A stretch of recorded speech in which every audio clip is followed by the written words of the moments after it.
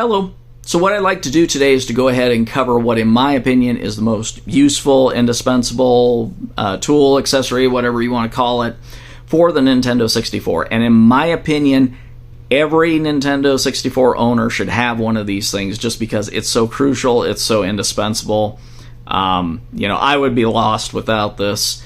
And that is the 3.8 millimeter Gambit screwdriver. And you can also purchase it just as, the replaceable tips that you can put into your standard, adjustable screwdriver where you can change out the different bits and put them in.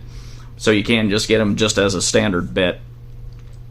But the bottom line is that this is something that, as I said, I found indispensable. I don't know where I'd be without it because I wouldn't have half the games that I do today without this thing. So the first one, and in my opinion, this one is justification in and of itself for buying one of these, and that is the ability to check and find out for 100% sure whether or not the purchase that you made is a real cartridge or you got a fake or a repro. Okay? Because there's so many sellers out there that are passing these things off, they're not telling people about it and everything else. And so it's really crucial, especially if you buy on eBay or worse, Amazon. They're one of the worst places to buy because there's so many repros on there. If you're buying from either of those sites, just please go out there and pick up one of these screwdrivers because you're going to need it. You're going to need it because the only 100% sure way of you being able to tell whether or not you got the real deal or reproduction is for you to crack open the case and to check the game board there, make sure it's got the Nintendo logo board in there. Because no reproduction that I've ever seen or heard of has pulled that one off, partially because I'm sure if they ever did that, the Nintendo would just absolutely go after them for it. But either way, that in my opinion, that's the absolute best way to prove whether or not you got the real deal, is whether or not the game board itself is from Nintendo or not. So anyways, that one in and of itself is justification to buy this, and it'll pay for itself over and over again. The next one I'm going to bring up is, periodically, even though you do a really good job cleaning the cartridge from the exterior and everything, sooner or later, at some point, it really pays to crack it open, and do a deep cleaning.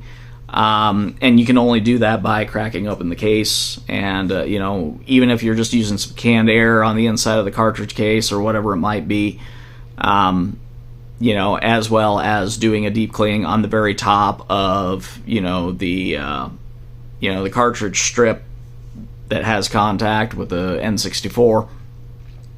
So anyways, that is the next one. That would be the second one. The third one would be a deep clean or repair of the N64 console itself. Now, I want to be clear, to get into the N64 console, you actually need a 4.5 millimeter Gambit screwdriver. But the good news is, like in this case with this guy right here, this is both a 3.8 and a 4.5, so it's not uncommon to do that. And as well, when you buy the bits, a lot of times the 3.8 will come with the 4.5 as well as part of a package deal, since you need both in order to get in. And you can use them on other retro game consoles as well. You just have to research which one you need. So anyways, in this case, I've already got the tool. All I have to do is pop this guy out here like this, and then there you go, there's the 4.5. But on the inside of the cartridge, or not the cartridge, but the console, excuse me, is a bunch of different things where, there are the 3.8 millimeter security bit screws in there, and of course this will help you get into those. So in addition to that, for people who want to modify their consoles in order to just play as is with both US and Japanese cartridges, there's a little game slot in there that's held together by those 3/8 screws. And so you will need that in order to pull out that little cartridge slot on the inside of your N64, and you can either cut it to fit both Japanese and US cartridges, or they also have some 3D printed ones out there that don't even have the tabs on them, and you can just swap it out for one of those and put it in. So, but once again, need one of these in order to do that. Okay, the next one would be one that I've already showed in another video I've done on my channel, and that is for a simple modification that you can do to a Japanese N64 game or US N64 game, depending on which you're trying to do. If you're trying to play Japanese on a US console, or if you're trying to play US on a Japanese console. And all you need to do is to swap the back from a cheap donor cartridge of the country that your console's from, and you just swap the back. But once again, you need this in order to get the screws off the back in order to make the swap. So the next one would be increasing the value of collectible games. In some cases, you can go out there and you can find games that would otherwise be very expensive in pristine condition, and you can get them where they're just cosmetically, they're just thrashed. But they still work. So what you can do is you can go ahead and buy them on the cheap that way, and then, you know, maybe you can clean them up, or you can swap out cases. In the case, you know, that I have, you know, Banjo-Tooie, I'll show you real quick.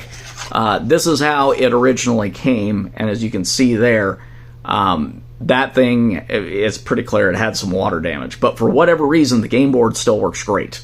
So it still plays great. And then this was the back, so it's already had everything stripped, and so of course the 2-digit stamp that proves that this is authentic is gone from this game.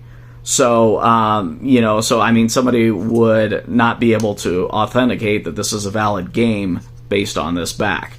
Not to mention, as you can see in there, there's some lovely rust on the inside of these things that's just, yeah, nasty.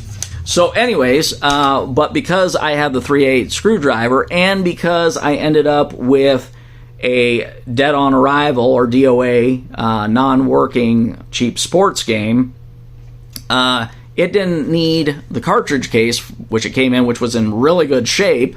So this is now what my real version Banjo-Tooie looks like. Yes, this is a reproduction label. You know, I do have to own up to that because I wasn't able to source a good quality one that was an original label. However, the game board and the cartridge casing are totally 100% legit. So you can see that. The bottom line is much better condition, and so the value of the game is going to be worth a lot more than what it was in the original condition there. So, you know, and you can swap the back off of a cheap game and put it on a more valuable game, and so for $3 to $4 spent, you've maybe boosted the value by $10 to $15 or more, depending on what game you have. If it's really collectible, it can be way more than that. So, okay, so the next one that works really good on this is that, you know, with a number of, you know, once again, cheap dead sports games, I've been getting a lot of those lately, especially from DK Oldies. So you can take what would otherwise be a totally useless game, and I make my own reproductions. If you've seen my other video there, I have the N64 Blaster from Retro Stage, or the Retro Blaster 2.0 programmer. And so the N64 Blaster board from Retro Stage actually fits directly inside an OEM cartridge case now. So yeah, a lot of times with these DOA games, it's like perfect. You know, I just strip them down and then, you know, just put in the N64 Blaster board and then slap a reproduction label, a nice reproduction label on the front, and I've got a repro that's a heck of a lot better quality and more authentic looking than anything that I can get from the cheap ones that are made out of China, which have more inconsistent quality control standards, by the way. So that would, but once again, I need the 3/8 screwdriver in order to get into the casing and swap things around. All right. So, you know, and to go along with that, you know, it's also a situation where it allows you to repurpose games that are shot. You know, if you're lucky enough to have you know, like a Paper Mario or a Mario Party 3 or something like that, something where it's a game of high value, but, you know, maybe the game itself is just shot, you know, that case definitely still has value. And so, you know, if you find a beat up version that works, but it's cosmetically destroyed, you know, you can swap things around and make a good quality game out of it, and it's 100% authentic. So there's a lot of different options for this tool, and as I said, in my opinion, it is indispensable. Now, this guy I got for just over $7 shipped off of Amazon. Admittedly, the cheaper ones, I only recommend these for light use because they are prone to stripping. And, you know, where the inside will go ahead and get stripped out after a fair bit of use. So I do recommend these only for basically light use. And as I said, you know, I don't intend on cracking into my N64 console very often at all. So for that, you know, I can use the 4.5 and then the 3.8 in here and be fine with it. However, because I use these so much between all the different options that I mentioned, between Japanese import games, swapping them out with the backs, also, you know, making my own reproductions and using the OEM cartridge cases. So I actually invested in this guy. This is the heavy duty one here. This is the one from iFixit, where this one's actually made in Japan, not China, and uses Japanese steel in it. So this is considered to be an industrial tool. This one's a lot more expensive. It'll run you about $30 to $31 shipped.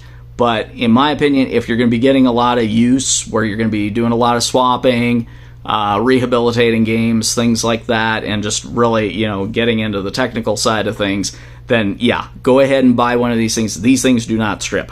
So I did some research on it, and there are lots of other folks, and basically this is the one that they swear by when they go ahead and use it for the various applications that I've explained. So anyways, you know, as I said, if you're an N64 owner, go ahead, get one of these things, whether it's just the simple game bit, whether it's the cheap screwdriver, or whether you want to commit and go ahead and purchase the really nice iFixit one.